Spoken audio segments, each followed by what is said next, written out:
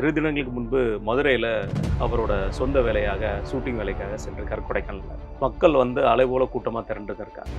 அந்த சினிமா பிரபலம் அந்த அடையாளம் இருக்குது பார்த்தீங்களா, அது தமிழக மக்களுக்கு எப்பவுமே இருக்குது. விஜய் போனதுனால தான் இப்படி கூட்டம் இல்லை. நயன்தாரா அதே மாதிரி போயிருந்தாலும் அப்படி கூட்டம்.